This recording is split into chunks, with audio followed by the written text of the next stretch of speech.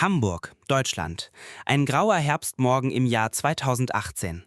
Hans Müller war 37 Jahre alt, unverheiratet und lebte noch immer in seinem Elternhaus. Sein Vater arbeitete als Schweißer in der Hafenwerft, seine Mutter kümmerte sich um den Haushalt. Hans hatte schon als Kind eine besondere Verbindung zu Tieren gespürt. Während andere Kinder Fußball spielten oder Videospiele bevorzugten, verbrachte Hans seine Zeit mit streunenden Hunden im Park. Hans versteht Tiere besser als Menschen, pflegte seine Mutter zu sagen, und sie hatte recht. An diesem besonderen Morgen klopfte es an der Tür. Hans öffnete und sah seinen Nachbarn Daniel vor sich stehen. Daniel trug seine Polizeiuniform und an seiner Brust glänzte eine silberne Medaille. Hans konnte seine Neugier nicht verbergen. »Daniel, was ist das für eine Medaille?« Daniel lächelte stolz. »Das ist für eine erfolgreiche Operation letzte Woche. Mein Partner und ich haben einen großen Drogenschmuggel aufgedeckt.« »Dein Partner?« Hans schaute verwirrt. »Ich dachte, du arbeitest allein.« »Nicht ganz«, sagte Daniel und pfiff leise. Ein majestätischer deutscher Schäferhund kam um die Ecke getrottet. Das Tier war pechschwarz, mit intelligenten Augen und einer Haltung, die Respekt einflößte. »Hans, das ist Greta. Sie ist nicht nur mein Partner, sie ist mein Leben.« Hans kniete sich hin und streckte seine Hand aus. Greta schnüffelte vorsichtig, dann wedelte sie mit dem Schwanz. Es war, als ob sie erkannte, dass Hans ein Tierliebhaber war. »Sie ist eine Bombenspürhündin«, erklärte Daniel. »Eine der besten in ganz Deutschland. Greta hat schon über 20 gefährliche Situationen entschärft.« Hans war fasziniert. Wie wird man Hundetrainer bei der Polizei? Daniel sah die Begeisterung in Hans' Augen.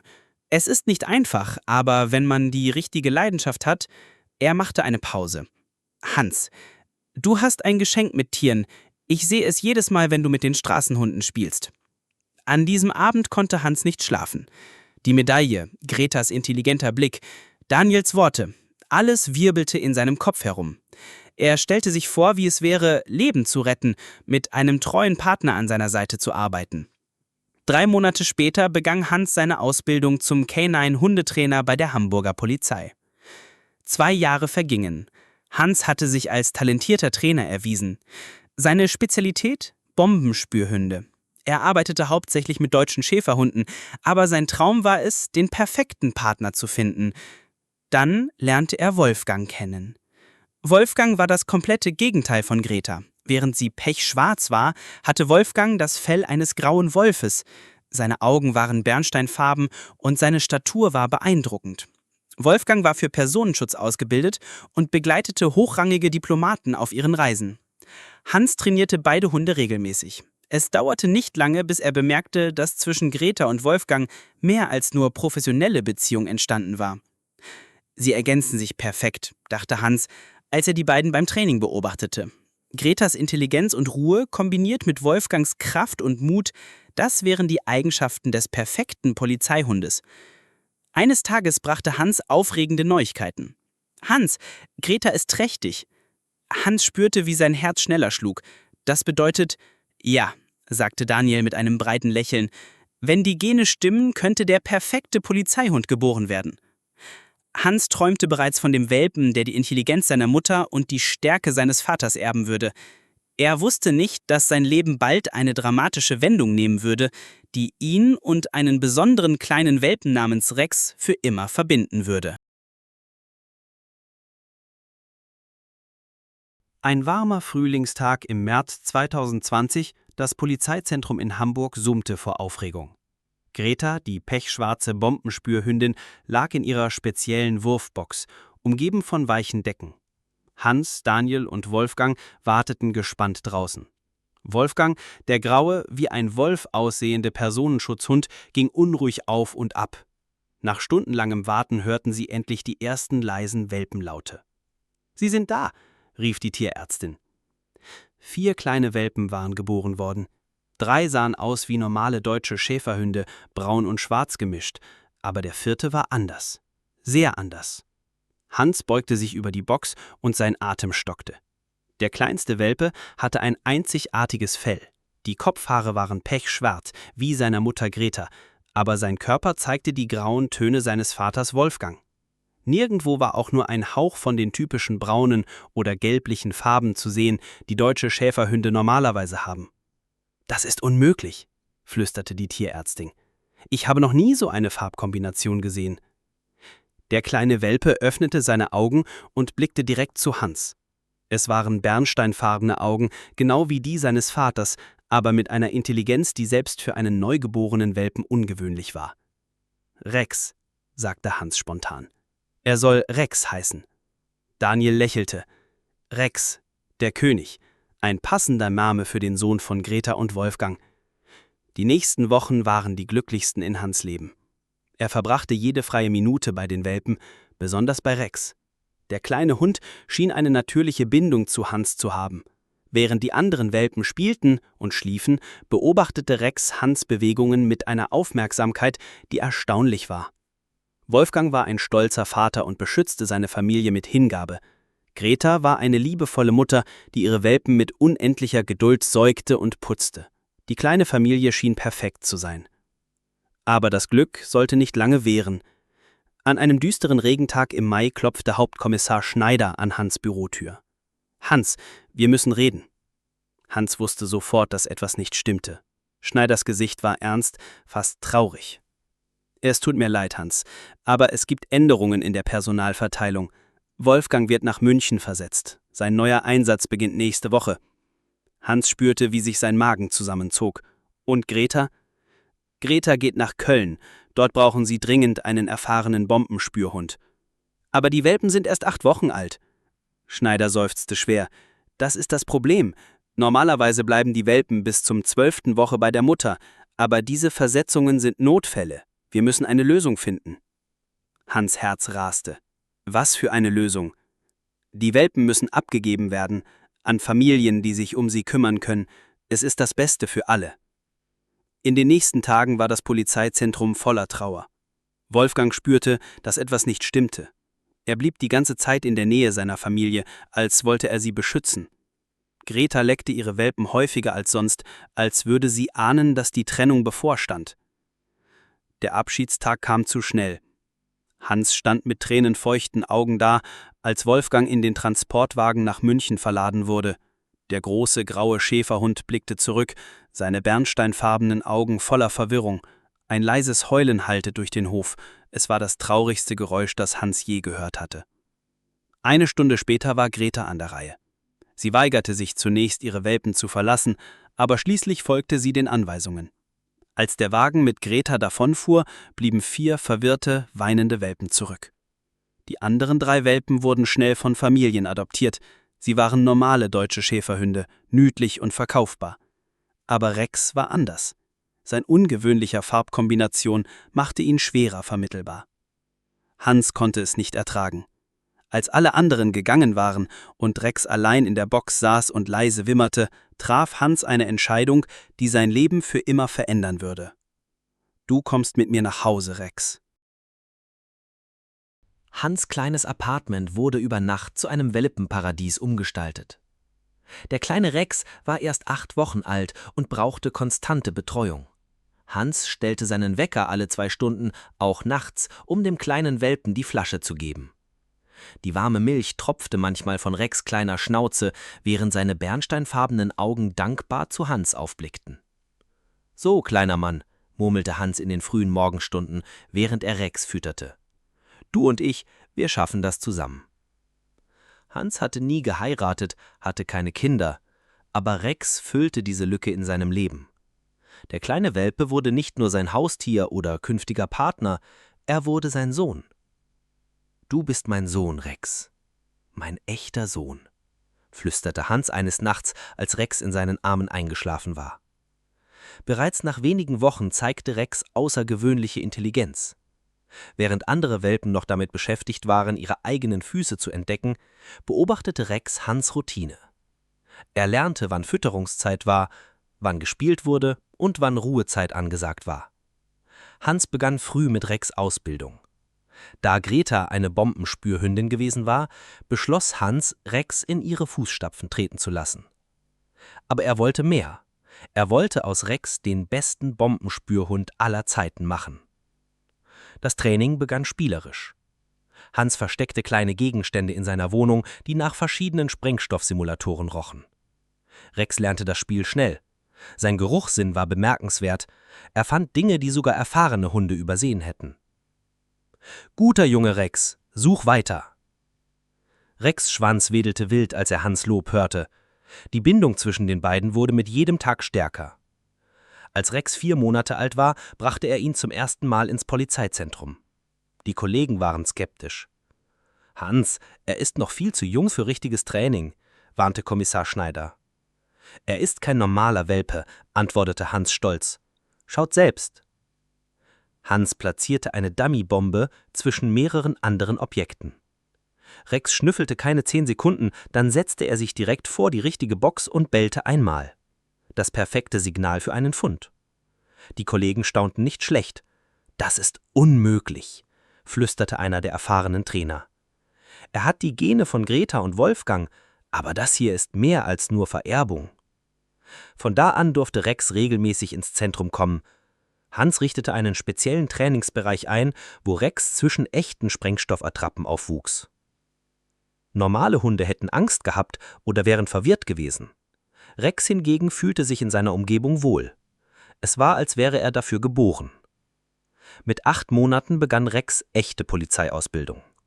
Hans war ein partiger, aber anspruchsvoller Trainer. Rex lernte, verschiedene Arten von Sprengstoffen zu unterscheiden. TNT, C4, Plastiksprengstoff, sogar selbstgebaute Bomben. Sein Geruchssinn war so fein, dass er Sprengstoffe durch dicke Wände und unter Wasser aufspüren konnte. Aber Hans lehrte Rex noch etwas anderes. Etwas Ungewöhnliches für einen Polizeihund. »Rex, hör gut zu«, sagte Hans während einer Trainingsstunde. »Manchmal ist es wichtiger, Leben zu retten, als auf Befehle zu warten. Wenn du eine Bombe findest und keine Zeit ist, mich zu holen, dann tust du, was getan werden muss.« Rex neigte den Kopf, als würde er jedes Wort verstehen.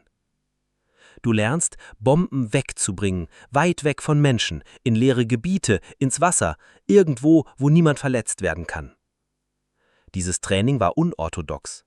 Normale Polizeihunde würden einen Fund melden und warten. Aber Hans spürte, dass Rex besonders war. Er würde Situationen erleben, in denen schnelle Entscheidungen über Leben und Tod bestimmen würden. Die Monate vergingen schnell. Rex wuchs zu einem prächtigen Hund heran. Sein schwarzgraues Fell glänzte, seine bernsteinfarbenen Augen strahlten Intelligenz und Vertrauen aus. Mit 1 Jahr war er bereit für seinen ersten richtigen Einsatz. »Du bist bereit, mein Sohn«, sagte Hans und streichelte Rex' Kopf. »Wir sind bereit.« Was Hans nicht wusste, war, dass ihr erster großer Fall sie beide vor eine Entscheidung stellen würde, die ihr Leben für immer verändern sollte. Frühling 2021. Rex war jetzt 15 Monate alt und Hans offizieller Partner bei der Hamburger Polizei. Ihre ersten gemeinsamen Einsätze verliefen reibungslos. Rex fand Bombenattrappen bei Übungen, spürte vergessene Munition in alten Lagerhäusern auf und half bei Sicherheitskontrollen in öffentlichen Gebäuden. Hans war stolz auf seinen Partner. Rex arbeitete mit einer Präzision und Hingabe, die selbst die skeptischsten Kollegen beeindruckte. »Hans, du hast ein Wunder vollbracht«, sagte Kommissar Schneider nach einem besonders erfolgreichen Training. »Rex ist der beste Bombenspürhund, den wir je hatten.« Die Bindung zwischen Hans und Rex war unbrechlich geworden.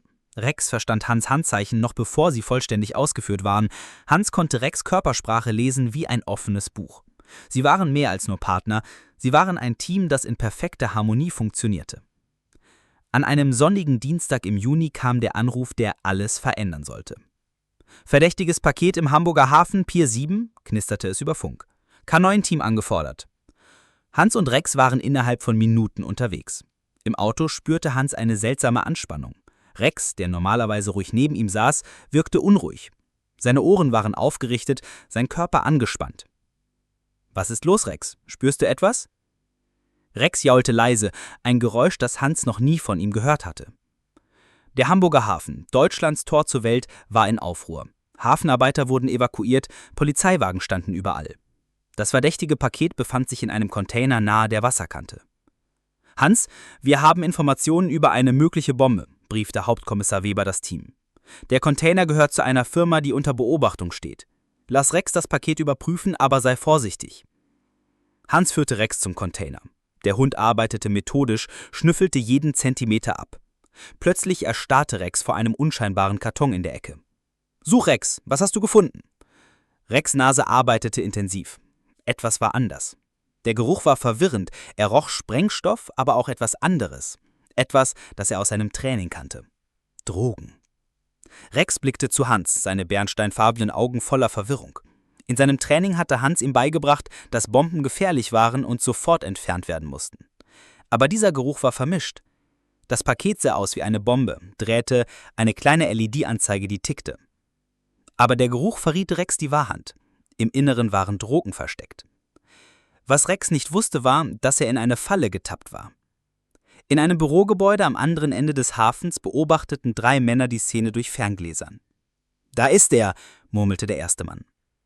»Und sein Trainer Hans. Wir haben unsere Hausaufgaben gemacht. Rex ist darauf trainiert, Bomben ins Wasser zu werfen, wenn Gefahr besteht.« Der dritte Mann, ein gut gekleideter Mit-50er mit teurer Uhr, lächelte kalt. »Perfekt. Wenn Rex das Paket ins Wasser wirft, sind die Drogen weg. Und wir wissen, dass unser System funktioniert.« »Und wenn er es nicht tut?«, fragte der erste Mann. »Dann haben wir einen normalen Polizeihund. Aber ich glaube, Rex wird tun, was er gelernt hat.« Der Mann im Anzug war kein gewöhnlicher Krimineller.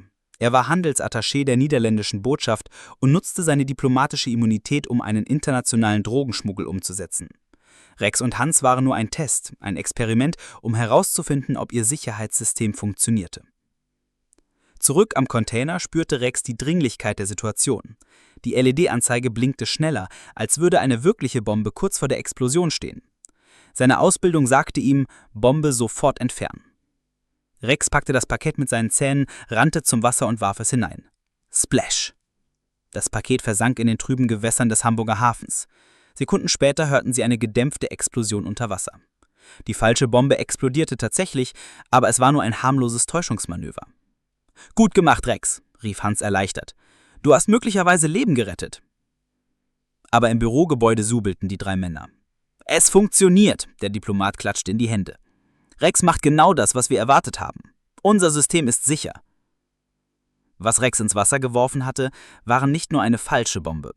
Es waren auch 10 Kilogramm pures Heroin. Beweise, die nun für immer verschwunden waren.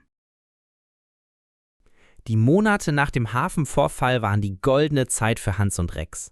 Ihr Ruf verbreitete sich schnell in der deutschen Polizeicommunity. Das Team Müller-Rex wurde zu einer Legende. Wo andere Bombenspürhunde versagten, fand Rex versteckte Sprengstoffe. Seine Erfolgsquote lag bei nahezu 100%. Rex war nicht nur ein Arbeitstier, er war Hans' bester Freund geworden.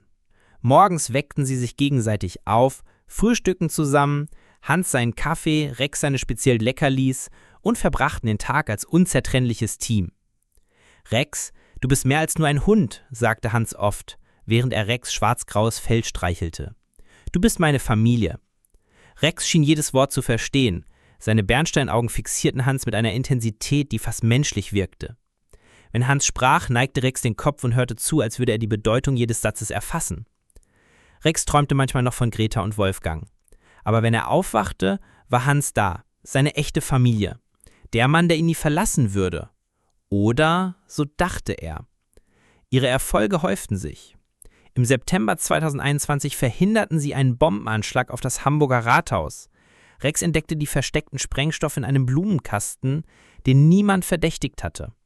Im November fanden sie eine Bombe in einem Koffer am Hauptbahnhof. Rex' schnelle Reaktion rettete Hunderte von Reisenden.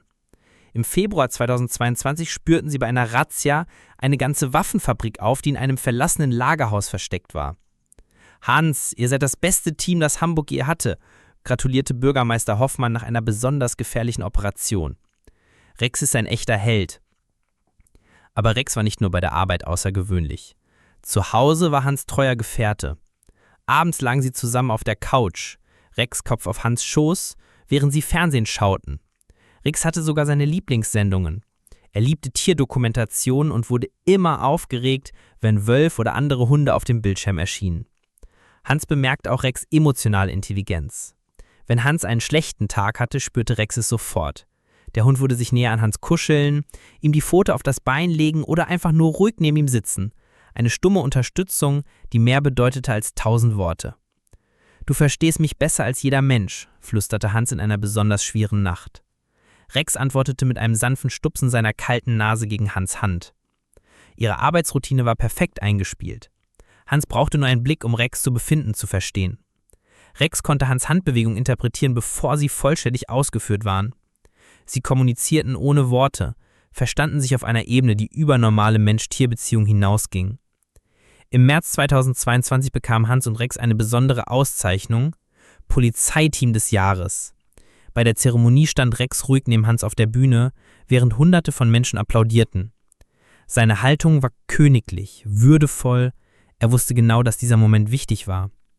Rex flüsterte Hans während der Zeremonie: »Wir haben es geschafft, wir sind wirklich ein Team.« Rex blickte zu Hans auf und für einen Moment schien die Zeit stillzustehen. In Rex' Augen lag pure Hingabe, unbedingte Liebe und Stolz. Aber wie alle goldenen Zeiten sollte auch diese enden. Während Hans und Rex ihre Erfolge feierten, schmiedeten andere bereits Pläne, die ihre perfekte Partnerschaft auf die Probe zu stellen würden. Van der Berg und seine Komplizen hatten den Test im Hamburger Hafen nicht vergessen. Sie wussten jetzt, wie Rex reagierte, und sie würden dieses Wissen nutzen. Die Bühne war gerätet für den Fall, der Hans und Rex für immer trennen sollte. Hans und Rex waren in 10 Minuten vor Ort. Die Atmosphäre war angespannt. 6. April. Die Falle von Hamburg. April 2022. Ein grauer Morgen, der das Ende einer Ära einläuten sollte. Der Notruf kam um 7:34 Uhr. Bombenalarm im Hamburger Hafen, Container Terminal 5, sofortige Evakuierung, K9-Einheit erforderlich. Der Hamburger Hafen, Deutschlands Tor zur Welt, lag unter einer grauen Nebeldecke.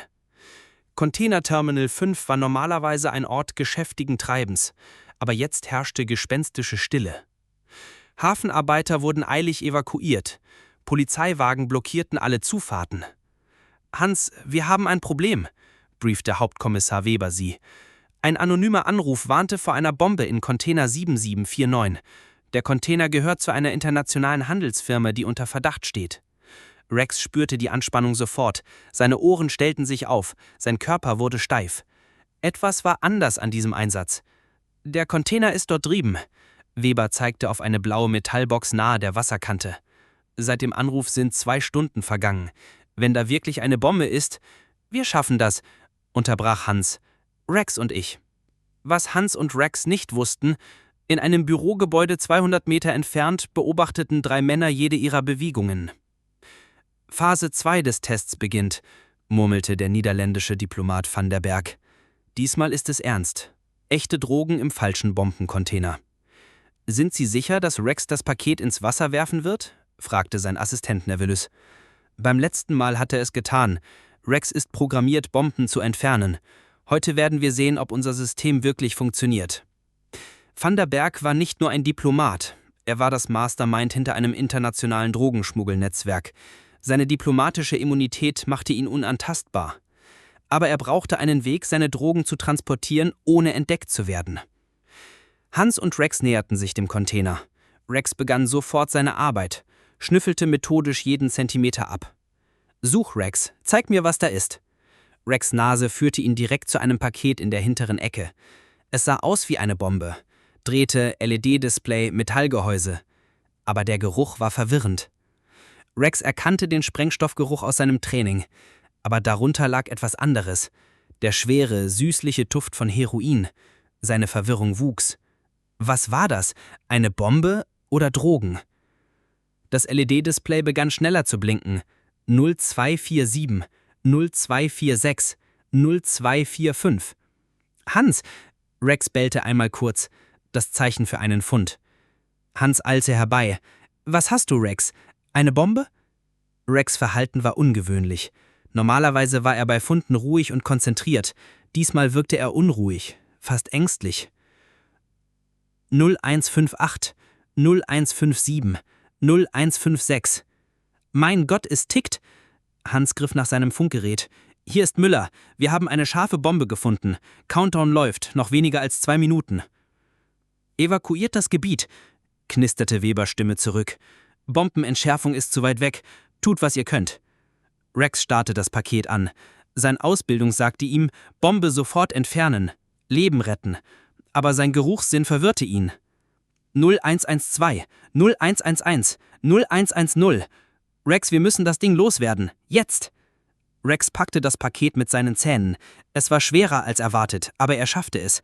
Mit aller Kraft rannte er zum Wasser und schleuderte das Paket so weit er konnte in die Elbe. Splash! Sekunden später eine gedämpfte Explosion unter Wasser. Wasserfontänen schossen in die Höhe. »Du hast es geschafft, Rex! Du hast uns alle gerettet!« Aber 200 Meter entfernt lächelte Van der Berg zufrieden. Perfekt. 10 Kilogramm reines Heroin erfolgreich entsorgt. Keine Beweise, keine Spuren. Und Rex hat genau das gemacht, was wir erwartet haben. Was Rex ins Wasser geworfen hatte, war keine wirkliche Bombe. Es war eine raffinierte Täuschung. Eine falsche Bombe gefüllt mit Drogen und einem harmlosen Feuerwerkskörper für den Explosionseffekt. Der wahre Plan war viel perfider. Van der Berg wollte wissen, ob Rex zuverlässig Bomben ins Wasser werfen würde. Wenn ja, konnte er seine Drogen in Bombenattrappen verstecken und darauf trausten, dass Rex sie für ihn entsorgen würde, ins Wasser, wo seine Komplizen sie später bergen konnten. Der Test war erfolgreich. Aber für Hans und Rex begann das Ende ihrer gemeinsamen Zeit. 3 Tage nach dem Hamburger Hafenvorfall, Hans und Rex wurden als Helden gefeiert. Die Medien waren voll von ihrer Geschichte. K9-Team verhindert Hafenkatastrophe. Rex, der Heldhund, rettet Hamburg. Perfekte Partnerschaft stoppt Terroranschlag. Hans war stolz, aber etwas nagte an ihm. Rex' Verhalten während des Einsatzes war ungewöhnlich gewesen. Der Hund, der sonst so ruhig und konzentriert arbeitete, hatte nervös und unruhig gewirkt. »Rex, was war da los?« fragte Hans, während er seinen Partner streichelte. »Du warst anders.« Rex blickte zu Hans auf, seine bernsteinfarbenen Augen zeigten eine Verwirrung, die Hans noch nie gesehen hatte. Es war, als würde Rex versuchen, etwas zu kommunizieren, was er nicht in Worte fassen konnte. Am Donnerstagmorgen klingelte Hans' Telefon. Es war Dr. Marina Scholz von der Wasserschutzpolizei. »Hans, wir müssen reden. Es geht um euren Einsatz im Hafen.« »Was ist mit dem Einsatz? Wir haben eine Bombe entschärft.« »Das ist das Problem. Wir haben die Überreste aus dem Wasser geborgen. Hans, das war keine echte Bombe.« Hans spürte, wie sein Magen sich zusammenzog. »Was meinst du?« »Es war ein Dummy. Hochwertig gemacht, aber fake. Die Explosion kam von einem einfachen Feuerwerkskörper. Aber Hans, das ist nicht alles. Wir fanden Rückstände von 10 Kilogramm Heroin in dem Paket.« Die Welt drehte sich um Hans. »Das ist unmöglich.« »Ich schicke dir die Laborergebnisse. Hans, ihr seid in eine Falle getappt.« Eine Stunde später saß Hans in Dr. Scholz' Büro und starrte ungläubig auf die Dokumente. Die Bombenattrappe war professionell gebaut. Wer auch immer das gemacht hat, kannte Rex' Ausbildung genau. Sie wussten, dass er das Paket ins Wasser werfen würde. Aber warum? Was ist der Sinn? Wir glauben, es war ein Test. Jemand wollte wissen, ob Rex vorhersagbar reagiert. Und Hans, es funktioniert. Rex hat genau das gemacht, was die Täter erwartet haben. Hans fühlte sich, als würde ihm der Boden unter den Füßen weggerissen. Du meinst, wir haben bei einem Verbrechen geholfen? Unfreiwillig ja. Die Drogen sind jetzt verschwunden, keine Beweise mehr, und die Täter wissen, dass sie euer Team manipulieren können. Am Abend kehrte Hans nach Hause zurück. Rex wartete wie immer an der Tür, den Schwanz wedelnd, die Augen voller Liebe und Vertrauen. »Du wusstest es, nicht wahr?« Hans kniete sich hin und nahm Rex' Kopf in seine Hände. »Du hast gerochen, dass da Drogen waren.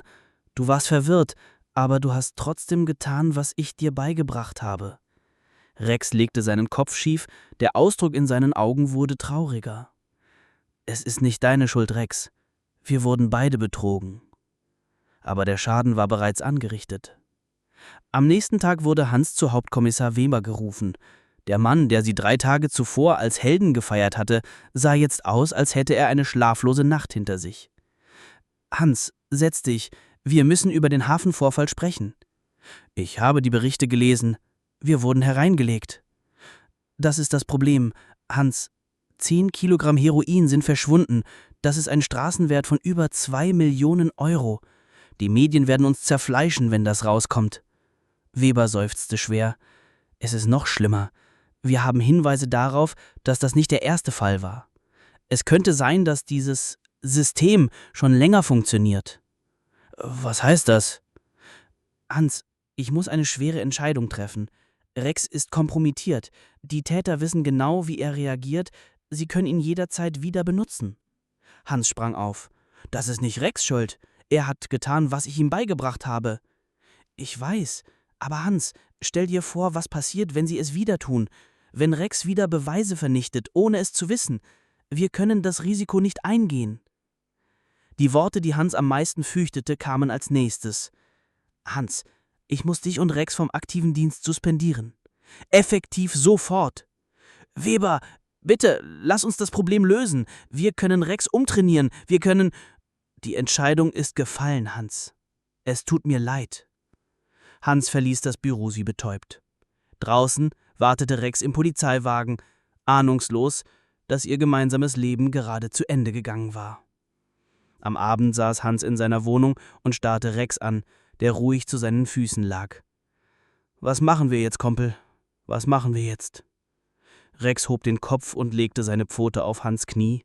In seinen bernsteinfarbenen Augen lag eine Frage: »Habe ich etwas falsch gemacht?« Hans streichelte Rex' Kopf und kämpfte gegen die Tränen an. »Nein, mein Sohn, du hast nichts falsch gemacht. Die Welt hat uns falsch gemacht.«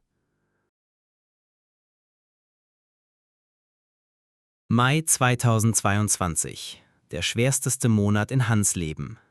2 Wochen nach der Suspendierung klopfte Kommissar Weber an Hans' Tür. Neben ihm stand eine freundliche Frau Mitte 40. »Hans, das ist Frau Richter. Sie ist hier wegen Rex.« Hans' Herz sank. Was soll das heißen? »Hans, Rex braucht ein neues Zuhause. Die Familie Richter möchte ihn aufnehmen.« »Nein.« Hans' Stimme war eisig. »Rex ist mein Sohn.« Rex stand hinter Hans, spürte die Spannung. Seine Ohren stellten sich auf, der Körper wurde steif. »Gib mir eine Woche.« Hans' Stimme brach fast. »Eine Woche zum Abschied nehmen.« Die längste Woche in Hans' Leben begann. Er verbrachte jeden Moment mit Rex. Ihre alten Lieblingsorte, der Park, wo Rex als Welpe gespielt hatte. Rex spürte, dass etwas Endgültiges bevorstand. Er wich nicht mehr von Hans' Seite, nachts lag er fest an ihn gepresst.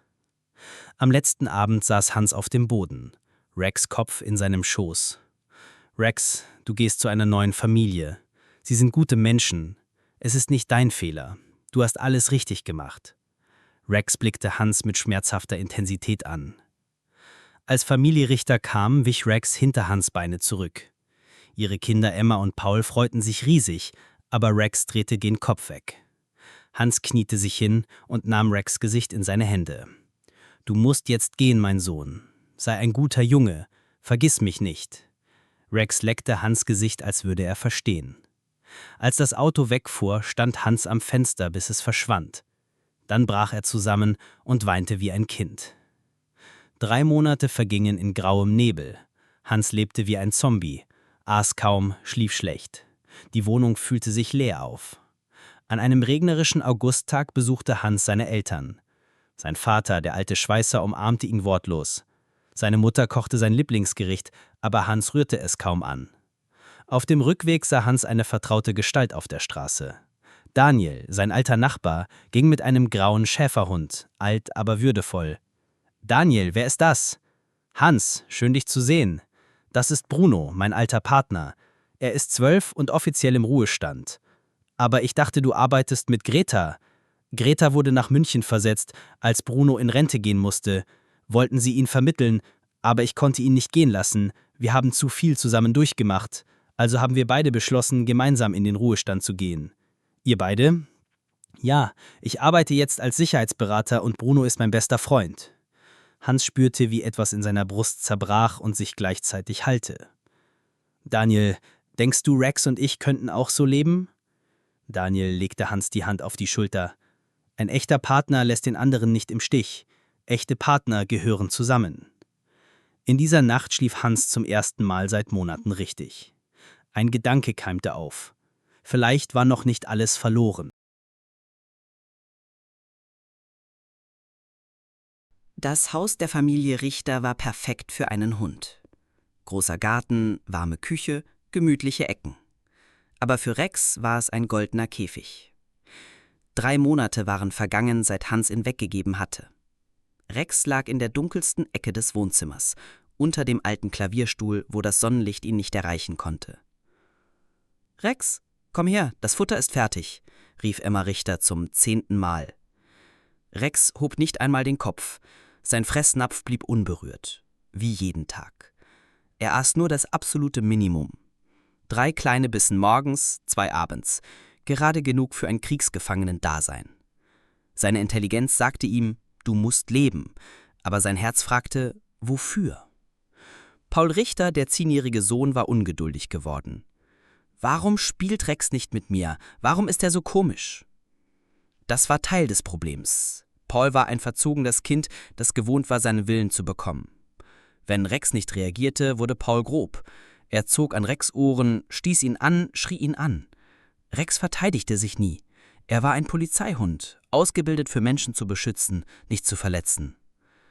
»Gib ihm Zeit«, sagte Herr Richter. Aber nach 3 Monaten verlor auch er seine Geduld.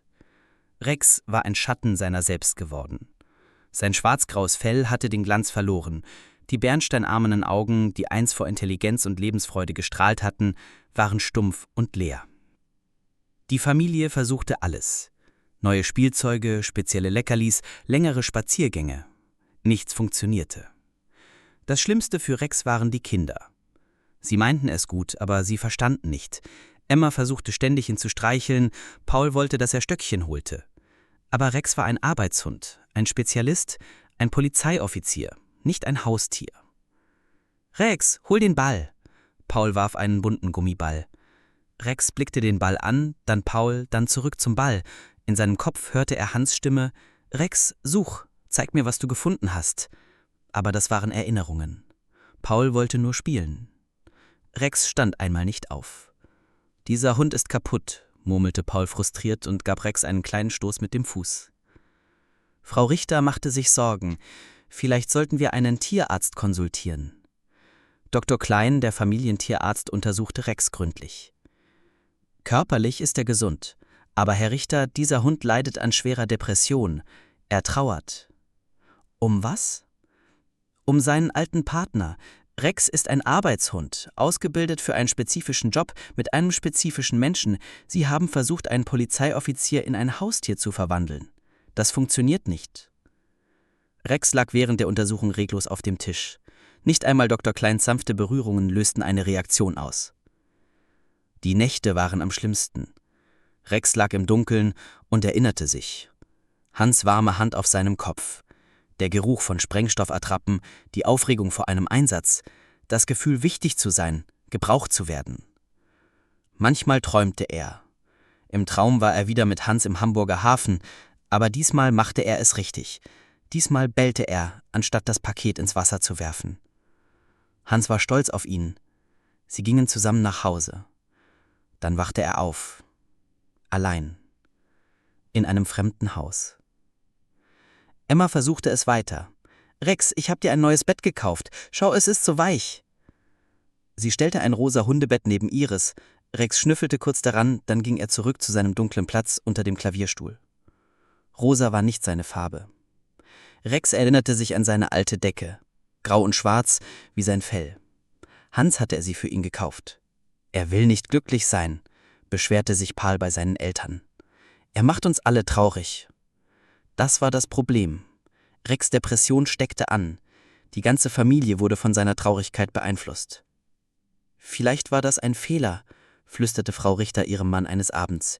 »Vielleicht gehört Rex nicht zu uns.« Rex hörte es. Hunde verstehen mehr, als Menschen glauben. Ein Funkel Hoffnung keimte in seiner Brust. Vielleicht würde er zu Hans zurückkommen.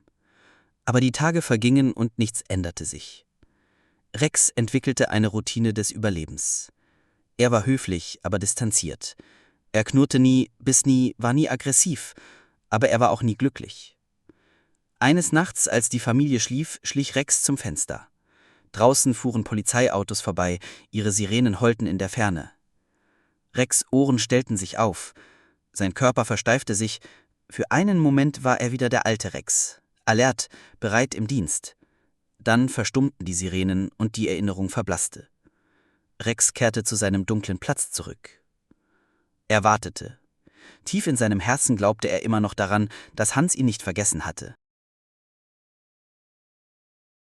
Oktober 2022. 18 Monate waren vergangen seit der Trennung. Hans' Telefon klingelte um 23:47 Uhr. Er erkannte die Nummer nicht. Müller? Hans, hier ist Oberkommissar Braun aus Berlin. Wir haben ein Problem, ein großes Problem. Hans setzte sich auf. Berlin war weit weg von Hamburg. Warum riefen Sie ihn an? Was für ein Problem? Ein internationales Drogensyndikat. Wir haben Hinweise auf eine massive Lieferung morgen Nacht. Aber Hans, wir brauchen das beste Bombenspürteam Deutschlands. Ich bin nicht mehr im Dienst. Das wissen wir, aber Hans, wir haben deine Akte studiert. Der Hamburg-Vorfall. Wir wissen, dass du unschuldig warst. Unsere Teams sind alle im Einsatz oder nicht verfügbar. Du und Rex, ihr seid unsere einzige Hoffnung. Hans' Herz begann zu rasen. Rex ist nicht bei mir. Er lebt bei einer Familie. Wir wissen das. Aber Hans, wenn wir diese Operation vermasseln, könnten Hunderte von Kilogramm Drogen auf deutsche Straßen gelangen. Kannst du Rex zurückholen, nur für einen Einsatz? Hans starrte an die Decke. Daniels Worte kamen ihm in den Sinn. Echte Partner gehören zusammen. Ich brauche eine Stunde, sagte Hans. Und Braun, das bleibt unter uns, keine offiziellen Berichte. Verstanden. Dies ist eine Grauzone-Operation. Um Mitternacht stand Hans vor dem Haus der Familie Richter. Sein Herz hämmerte so laut, dass er sicher war, die Nachbarn könnten es hören. Er klingelte. Herr Richter öffnete die Tür in seinem Bademantel, verwirrt und verschlafen. »Herr Müller? Warum sind Sie hier? Ich brauche Rex, nur für eine Nacht. Es ist dringend.« »Es ist Mitternacht. Was soll das?« Aber dann hörten sie es. Ein Geräusch aus dem Wohnzimmer. Etwas bewegte sich in der Dunkelheit. Rex hatte Hans gerochen, noch bevor er geklingelt hatte. Der Geruch war durch die geschlossenen Fenster und Türen gedrungen. Hans, nach 18 Monaten. Hans war da. Langsam, sehr langsam, kam Rex aus seiner dunklen Ecke unter dem Klavierstuhl gekrochen. Seine Beine zitterten. War das real oder ein weiterer Traum? Hans kniete sich in den Flur. Rex? Rex erstarrte. Die vertraute Stimme. Nicht im Traum. Real. Seine bernsteinfarbenen Augen suchten Hans' Gesicht im schwachen Licht. Etwas verschob sich in den Schatten der Dunkelheit. Die Ohren stellten sich vor, der Körper wurde steif, die Luft war dick vor Schweigen. Rex' Nackenhaare stellten sich auf, ein leises, knochenerschütterndes Knurren kam aus seinem Köhle. Aber dann sah er Hans' Augen. Die gleichen warmen, liebevollen Augen, die Augen, die ihn als Welpen angeblickt hatten, die Augen, die immer Verständnis gezeigt hatten. Hans streckte seine Hand aus. »Rex, erkennst du mich?« Langsam, sehr vorsichtig, schnüffelte Rex an Hans' Hand. Der Geruch war unverändert, nach Kaffee, nach alter Lederjacke, nach Zuhause. Rex' Schwanz zuckte einmal, langsam, bedeutsam. »Hast du auf mich gewartet?« flüsterte Hans. Rex trat einen Schritt näher. Seine bernsteinfarbenen Augen verließen Hans' Gesicht nie. Es war, als ob er fragte: »Was habe ich falsch gemacht? Warum hast du mich verlassen? Es war nicht deine Schuld.« Hans' Stimme brach. »Es war nie deine Schuld.« Rex legte seinen Kopf schief, genauso wie früher. Die gleiche Geste, die Hans so sehr vermisst hatte. Familie Richter stand im Türrahmen und beobachtete die Szene. Sogar Paul, der schwierigste der Kinder, war still. Er bewegt sich«, flüsterte Emma. »Rex bewegt sich zum ersten Mal seit Monaten richtig.« Rex machte einen weiteren Schritt, dann noch einen, bis er direkt vor Hans stand. Hans hob seine Hand und berührte sanft Rex' Kopf. Das schwarzgraue Fell war stumpfer geworden, aber es war immer noch sein Rex. Rex lehnte sich in die Berührung. Zum ersten Mal seit 18 Monaten fühlte er sich vollständig. Rex' Herzschlag beschleunigte sich zum ersten Mal seit 18 Monaten. Das war nicht ein Traum, das war Heimkehr. »Wir haben einen Job zu erledigen«, sagte Hans leise, »nur du und ich, wie früher.« Rex' ganzer Körper veränderte sich. Die Schultern strafften sich, die Augen bekamen ihren alten Glanz zurück. Der Polizist in ihm erwachte. »Herr Müller?« Herr Richter räusperte sich. »Nehmen Sie ihn. Für immer.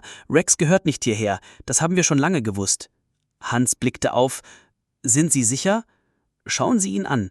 Das ist der erste Moment seit Monaten, in dem Rex lebendig aussieht.« Hans stand auf. Rex folgte jede seiner Bewegungen, als hätten sie keine Pause eingelegt. »Komm, Rex, wir haben Arbeit zu erledigen.« Rex ging zur Tür, kein Blick zurück zu Familie Richter, keine Dankbarkeit. Sie waren nett gewesen, aber sie waren nie ihre Familie. Draußen am Auto blieb Hans stehen. Rex, das wird gefährlich. Wir sind beide älter.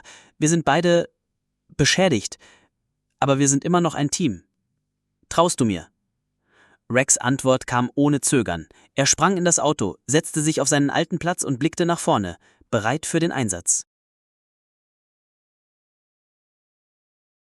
Berlin, 3:30 morgens. Ein verlassenes Lagerhaus im Industriebezirk. Hans und Rex saßen im Auto vor dem Gebäude. 18 Monate Trennung, aber ihre Synchronisation war sofort zurückgekehrt. Rex saß in perfekter Bereitschaftshaltung, Ohren aufgestellt, Augen fokussiert. »Hier ist der Plan«, briefte Oberkommissar Braun sie über Funk.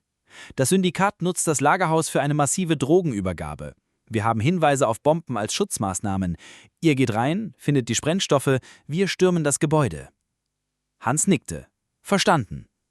Aber als sie das Lagerhaus betraten, spürte Rex sofort etwas Vertrautes. Ein Geruch, den er kannte. Seine Nackenhaare stellten sich auf, ein tiefes Knurren kam aus seiner Kehle. »Was ist los, Rex?« Rex' Nase arbeitete fieberhaft. Da war er wieder, derselbe Geruch wie damals im Hamburger Hafen. Heroin vermischt mit chemischen Sprengstoffattrappen. Aber diesmal war Rex klüger. Diesmal würde er nicht den gleichen Fehler machen. Sie bewegten sich durch die dunklen Gänge. Rex führte, Hans folgte, beide völlig konzentriert. Das war ihr Element, das war ihr Leben. In einem großen Raum fanden sie. 3 Männer um einen Tisch mit mehreren verdächtigen Paketen. Rex erkannte einen der Gerüche sofort. Van der Berg, der niederländische Diplomat, der Mann, der sie damals betrogen hatte. Hans sah Rex' Reaktion. »Kennst du diese Leute?« Rex bellte einmal, kurz, kontrolliert, das Zeichen für einen Fund. Aber diesmal lief er nicht zu den Paketen. Stattdessen blieb er stehen und bellte wieder. »Was machst du, Rex?« Hans war verwirrt. Rex' Verhalten passte nicht zu seinem Training. Aber Rex war klüger geworden. Er hatte gelernt. Die Pakete rochen nach Sprengstoff, aber auch nach Drogen. Wie damals. Aber diesmal würde er nicht automatisch reagieren. Diesmal würde er Hans warnen und die Entscheidung ihm überlassen. Die 3 Männer bemerkten sie. »Polizei«, rief Hans. »Hände hoch!« Van der Berg lächelte kalt. »Herr Müller!« und der berühmte Rex. »Wie schön, euch wiederzusehen.« »Sie kennen uns?« »Oh ja, ihr habt uns damals sehr geholfen. Hamburg, erinnern Sie sich? Rex hat unsere Probleme ins Wasser geworfen.« Hans verstand sofort. »Sie waren das. Sie haben uns benutzt.« Ein perfekter Test. Wir wussten danach genau, wie Rex reagieren würde. Rex knurrte tiefer, seine bernsteinarbenen Augen funkelten vor Wut. Er verstand jedes Wort. Diese Männer hatten ihn zum Narren gehalten. Sie waren der Grund für seine Trennung von Hans. Van der Berg griff nach einer der Pakete. »Sollen wir das Spiel wiederholen? Hier, eine weitere Bombe für Rex.« Er warf das Paket in Rex' Richtung. Früher hätte Rex es automatisch aufgenommen und weggetragen, aber nicht heute, nicht nach 18 Monaten der Trennung und des Lernens. Rex blieb stehen und bellte Hans an. Laut, dringend, eindeutig. »Was sagst du mir, Rex?« Rex lief zu Hans, dann zum Paket, dann zurück zu Hans. Er zeigte mit der Nase auf das Paket und bellte wieder. »Du willst, dass ich entscheide?« Rex' Schwanz wedelte einmal. »Ja.«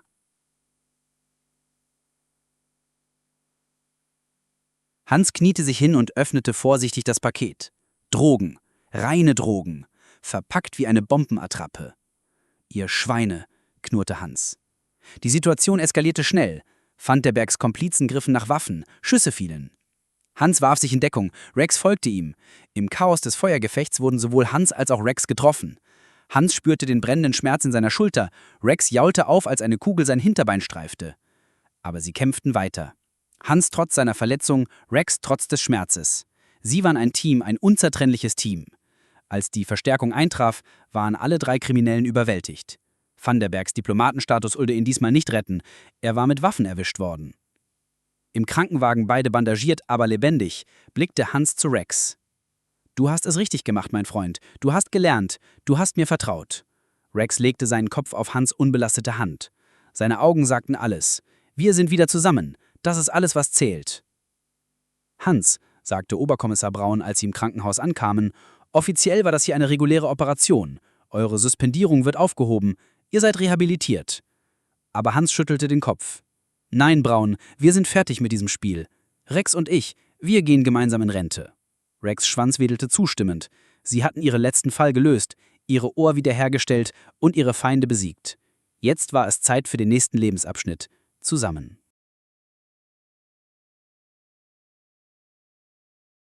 Drei Wochen nach der Berlin-Operation. Hans' Schulter heilte gut. Rex hinkte nur noch leicht. Die Medien feierten sie wieder als Helden. Das Comeback des Jahrhunderts. Hans und Rex. Unbezwingbares Team. Aber Hans wusste, dass diese Zeit vorbei war. Er saß in seinem Apartment und streichelte Rex' Kopf. Weißt du was, Rex? Wir sind zu alt für dieses Spiel. Ich bin 47. Du bist 4 Jahre alt, aber in Hundejahren... Rex blickte zu ihm auf, seine bernsteinfarbenen Augen aufmerksam. Wir sollten aufhören, solange wir noch gewinnen. Aber da war noch etwas anderes. Hans hatte eine schwere Entscheidung zu treffen. Am nächsten Morgen fuhr Hans zum Berliner Polizeipräsidium. Rex wartete im Auto, das erste Mal seit ihrer Wiedervereinigung, dass sie getrennt waren. »Hans, warum willst du gehen?« fragte Oberkommissar Braun. »Ihr seid das beste Team Deutschlands. Wir brauchen euch.« »Das ist das Problem, Braun. Wir werden immer gebraucht. Aber Rex verdient mehr als das. Er verdient ein ruhiges Leben.« Hans machte eine Pause. »Ich möchte ihn euch zurückgeben. Vielleicht mit einem jüngeren Händler.« »Hans, bist du sicher?« »Nein.« Hans' Stimme zitterte. »Aber es ist das Richtige für Rex.« Eine Stunde später stand Hans vor dem Berliner Polizeipräsidium. Rex wartete im Auto, das erste Mal seit ihrer Wiedervereinigung, dass sie getrennt waren. Braun und mehrere Kollegen kamen heraus. Rex sah sie, dann Hans, dann wieder die Polizisten. Seine Verwirrung war offensichtlich. »Rex«, Hans kniete sich hin und nahm Rex' Kopf in seine Hände. »Du bist der beste Partner, den ein Mann haben kann. Aber ich werde alt. Ich kann dir nicht mehr das Leben geben, das du verdienst.« Rex' Kopf neigte sich zur Seite, die vertraute Geste der Verwirrung. Hans stand auf und ging zu Braun. »Nehmt ihn. Gebt ihm einen neuen Partner. Jemand Jüngeres, Stärkeres.« Er drehte sich um und ging langsam weg, ohne zurückzublicken. Jeder Schritt tat weh, aber er zwang sich weiter zu gehen. Rex verstand nicht sofort. Hans geht weg. Wieder. Wie damals bei Familie Richter. Rex lief Hans entgegen, 5 Schritte. Dann blieb er stehen und blickte zurück zu den Polizisten. Dann wieder zu Hans. 5 Schritte zurück zu Braun. Wieder zu Hans. Wieder zu Braun. Die Polizisten beobachteten schweigend. Rex war hin und her gerissen zwischen seinem alten Leben und Hans. Plötzlich rannte Rex zu Braun und setzte sich direkt vor ihn. Seine bernsteinfarbenen Augen waren voller Schmerz, als er zu dem Kommissar aufblickte. Es war ein Blick, der sagte: »Hans habe ich schon einmal verloren. Ich kann ihn nicht wieder verlieren.« Braun verstand. Er hob seine Hand und zeigte mit dem Zeigefinger auf Hans. »Geh«, rief er laut. »Geh zu ihm!« Rex brauchte keine weitere Ermutigung. Er sprang auf und rannte zu Hans, der mittlerweile fast 50 Meter entfernt war. Alle Polizisten im Hof standen auf und nahmen Haltung an. Ein stiller Salut für Rex, den Helden. Hans hörte die Pfotenschritte hinter sich. Er drehte sich um und sah Rex auf sich zurennen. »Rex, was machst du?« Rex sprang an Hans hoch, leckte sein Gesicht, wedelte wild mit dem Schwanz. »Du hast dich entschieden!« Hans' Augen füllten sich mit Tränen. »Du wählst mich?« Rex bellte einmal, laut, klar, entschieden. Hans blickte zurück zu den Polizisten, die immer noch salutierten. »Danke«, rief er ihnen zu, »für alles.« Dann wandte er sich an Rex. »Na gut, mein Sohn, dann machen wir das zusammen. Rente für beide.« 6 Monate später. Hans und Rex lebten in einem kleinen Haus am Stadtrand von Hamburg. Morgens gingen sie spazieren, nachmittags lag Rex in der Sonne und Hans las Bücher. Abends sahen sie zusammen Fernsehen. Es war ein ruhiges Leben, aber es war ihr Leben. Manchmal hörten sie Sirenen in der Ferne. Rex' Ohren stellten sich dann auf und Hans streichelte seinen Kopf. »Das ist nicht mehr unser Job, Rex. Wir haben unseren Dienst geleistet.« Rex legte seinen Kopf auf Hans' Schoß und seufzte zufrieden. Sie hatten alles verloren. Ihren Job, ihren Ruf, ihre Bestimmung. Aber sie hatten das Wichtigste behalten: einander. Hans blickte aus dem Fenster auf den Sonnenuntergang. »Weißt du was, Rex? Manchmal ist Liebe wichtiger als Ruhm.« Rex wedelte zustimmend mit dem Schwanz. Sie waren nicht länger die berühmten Helden von Hamburg. Sie waren etwas Besseres. Eine Familie.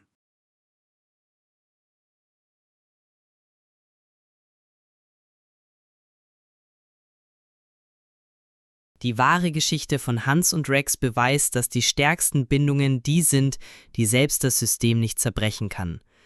Manchmal ist die größte Heldentat nicht das Retten der Welt, sondern das Wählen der Liebe über die Pflicht.